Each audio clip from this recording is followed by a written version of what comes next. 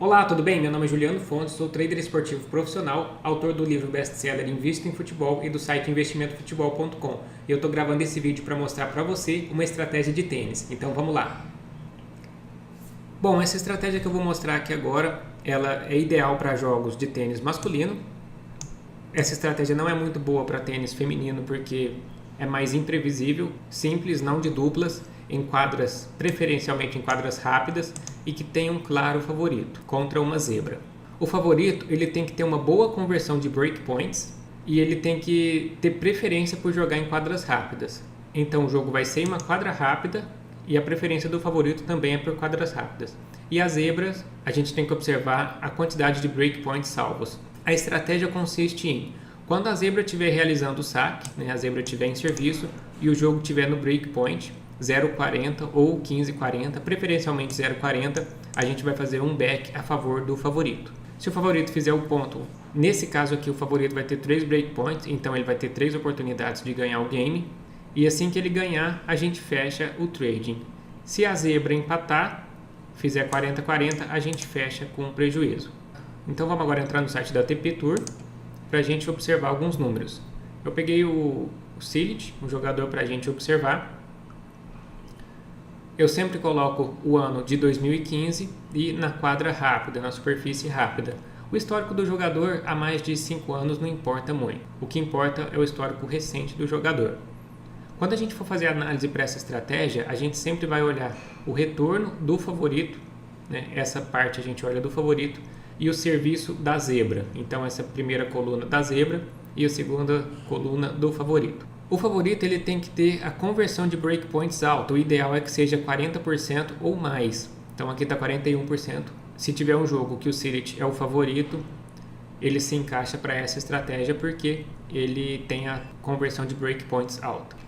Outra coisa importante para a gente observar, a gente pode clicar aqui e olhar o histórico do jogador também e olhar qual que é o tipo de quadra que ele tem mais títulos.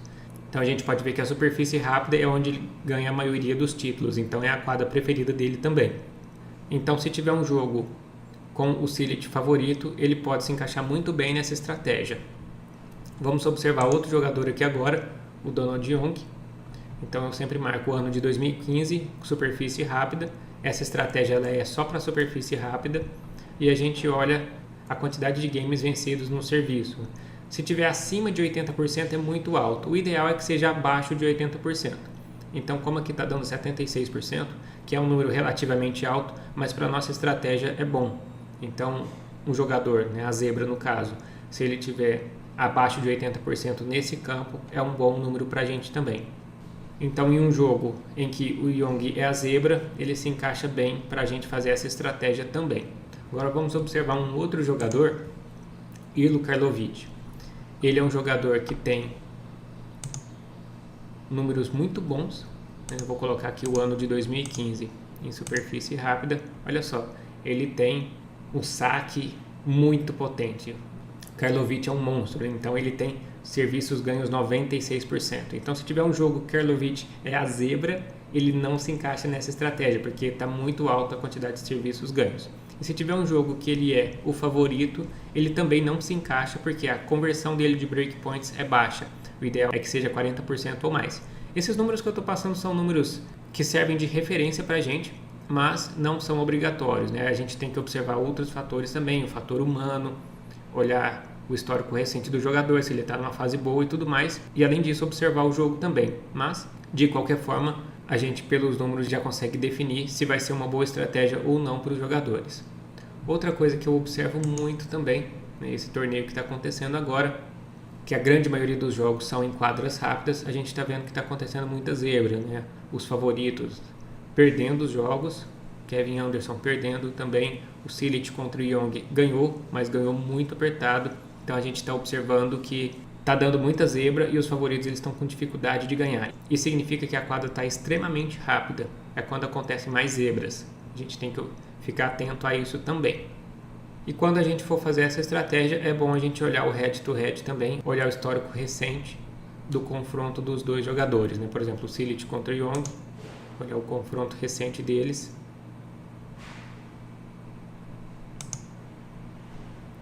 O Sirrit ganhou os dois, né? Um foi em 2011, então faz muito tempo, não importa muito pra gente.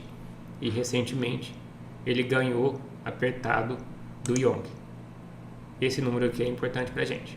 Bom, a teoria é essa, então agora vamos para a prática. Bom, aqui está a gravação da estratégia.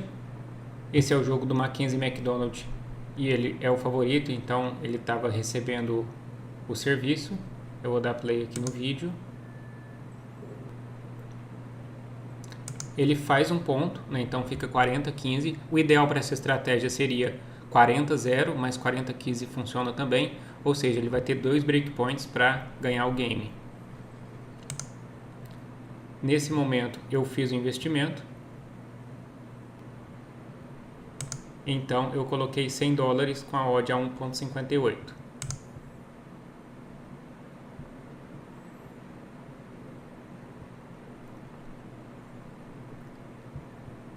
O dinheiro entrou no mercado.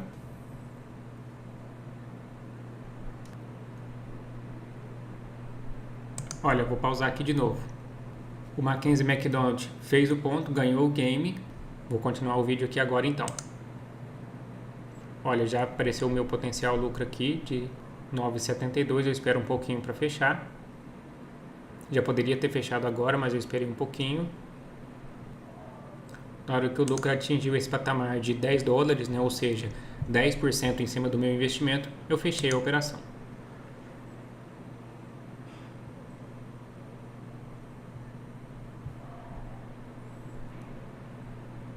Então pronto, pausei aqui de novo. Então um lucro de $10,49, 10% e meio de lucro nessa operação, independente de quem ganhar o jogo.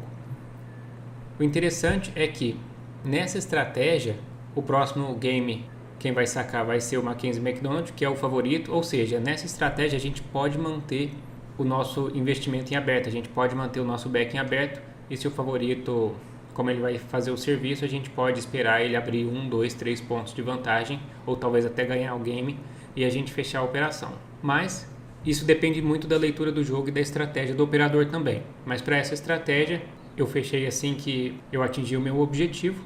Então eu fechei com bom lucro. Poderia ter fechado com lucro maior se eu esperasse um pouco. Se eu esperasse, por exemplo, o mercado se reajustar. Eu fechei com a odd a 1,43.